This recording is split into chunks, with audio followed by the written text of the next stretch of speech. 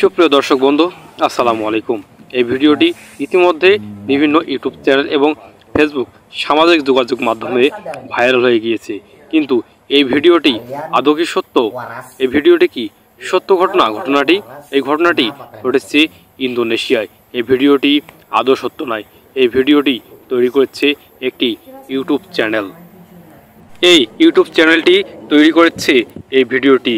এই ইউটিউব চ্যানেলের এখন পর্যন্ত ফ্যান ফলোয়ার 1.7 মিলিয়ন এবং ইউটিউব চ্যানেলটিতে ভিডিও শেয়ার করেছেন 1.9K ভিডিও।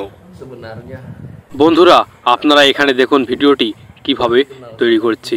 এই ভিডিওটি একটি শিক্ষণীয় ভিডিও। এই ধরনের এই অপকর্মগুলো বিদেশের বিভিন্ন দেশে ঘটে চলেছে, এমনকি আমাদের এই প্রত্যন্ত অঞ্চলগুলোতেও দেখা যায়।